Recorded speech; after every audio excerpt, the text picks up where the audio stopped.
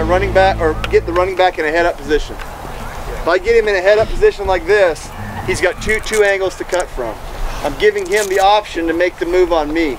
So what I'm going to do, if it was something where I'm straight up, it's just like an ISO or something, I'm going to fade to a side and then come back across. I'm going to force him, I'm going to dictate the angle he goes.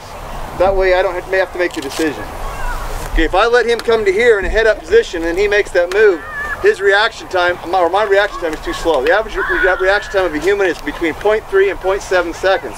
At this rate here, that's a lifetime. So if I let him get to here and he makes that move, I'm going to do the big whiff. So what I'm going to do is, if we do have to go to here, I'm going to we get to an angle before he even gets there. So from here, as he comes, I'm going to take this and then I'm going to move across, but I'm going to fade to that one side. The reality though is, for practice, I never really get to that head-up position. I always teach an angle. And so what I'm doing is, we can do this without gear, but I want basically being 45 degrees off the edge. And what I'm going to teach is near foot, near shoulder. Power comes from the ground up, okay? And so if you put this foot in the ground and I hit with this shoulder, okay, so my weight's in here and my weight on the guy is here, it has to cross my body. By doing that, I lose power. So what I want to do is I want to come in the same foot and same shoulder, or in this case, the near foot and near shoulder. So I'm going to place this foot in the ground with that shoulder into the body. By doing that, my head naturally goes in front. And what I do is we teach it from here. I tell them to get into a stance. So they're down in their stance. I say step.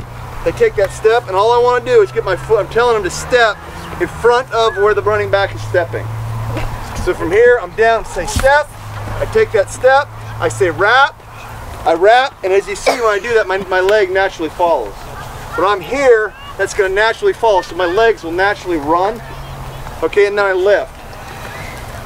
Even a big guy, you get a guy that's 300 pounds, if I can get him light on his feet, he's done. It doesn't matter how big he is. The smallest guy can tackle the biggest guy as long as he hits with leverage. The smallest guy in football, at least in high school football, should be at least squat 200 pounds. So if I come in here and I lift 200 pounds, the biggest guy in football is going to be 300. So if I can lighten him up, say 150 pounds, there's no way he can get power from the ground and I win. So everything I teach is on the rise. So it's stance, step, wrap, lift.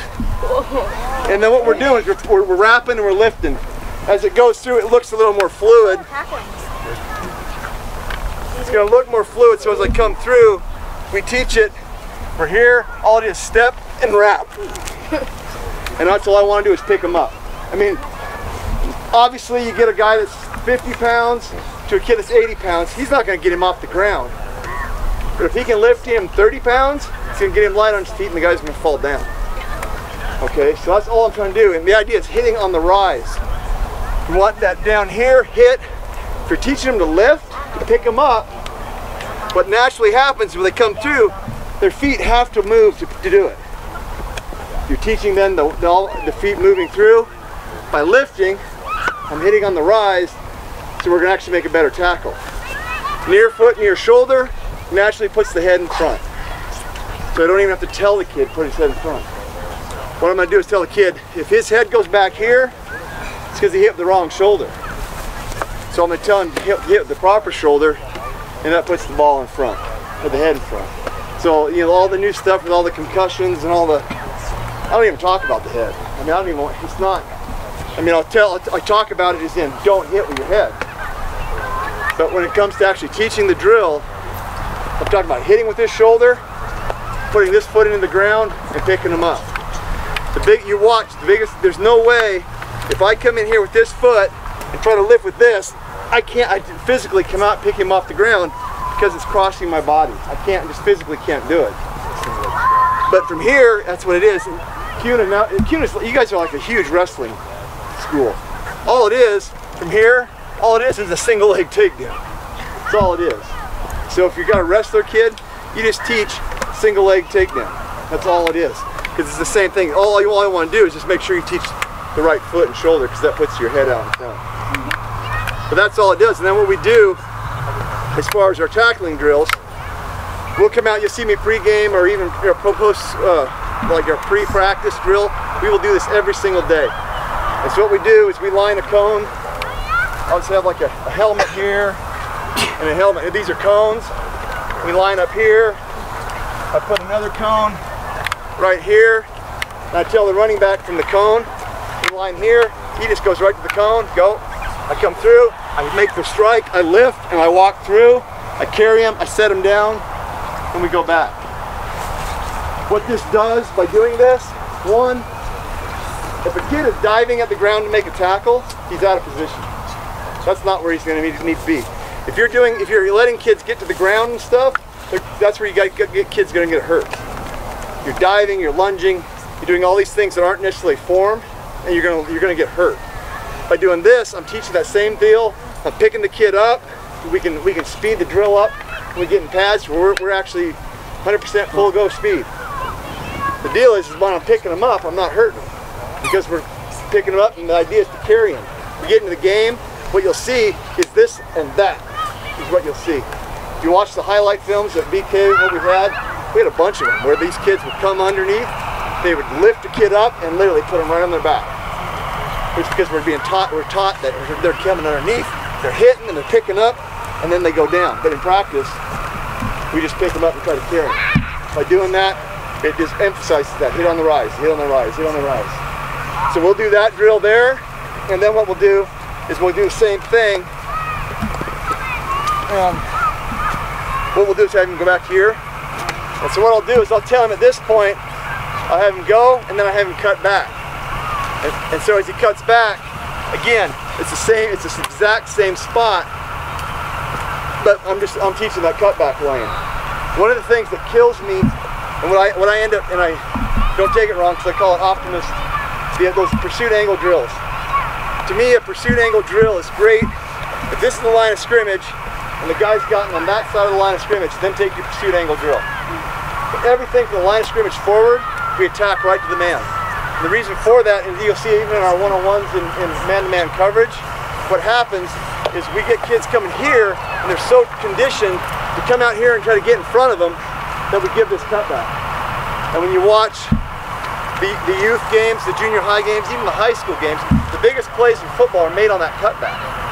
And so what happens, these kids get so conditioned to coming out here, bam, it cuts back, and then we lose it. And so what I'm teaching is this, they go from the helmet, I want them to chase that inside hip, and I'll attack it at this angle here, and then bend it.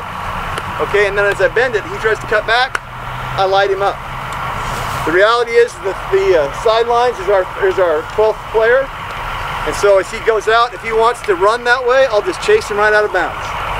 As he tries to bend it up, I'll wrap him up and we'll teach that tackle as they're going away later. We do that with bags. You just drag a bag and you get the kid chasing it, he wraps up on that bag and goes down. That way we're not hurting knees on our ankles on our players. But we'll chase that. But what happens, you'll see, especially with linebackers and guys that pursue inside out, we're going to make that play. If he's going out and he's running outside, we got somebody else from the outside in, usually a safety or a corner or somebody like that that's going to cut him off and bring him back. But if you allow your players to get to that head up position, it's going to cut back every time. So we'll run through that drill. I'll run here where I just wrap up, but go both sides, right shoulder to left shoulder, and then we do the cut back. We come here, and I'm bending it, and he cuts back, bam, I light up, and it's just the same deal. So near foot, near shoulder, I'm here, boom, I wrap up.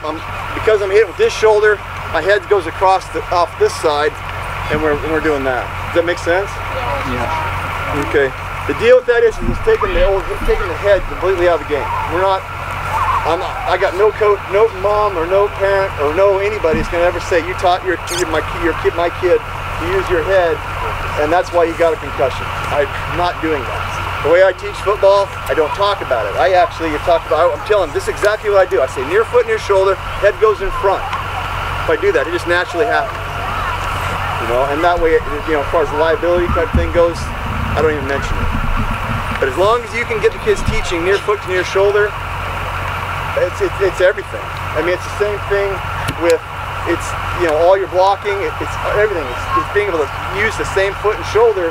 That's where all your power's at. Does that make sense? So Anyway, those are the drills I do. That's the technique I use to teach. Near foot, near shoulder, near foot steps in front of the feet, shoulder makes contact, I hit on the rise, and we're good. If you have like a mat, that's even better, because then they can land on the mat, and there's actually no way of getting hurt. So. Okay, great job. 3 claps. 3 claps.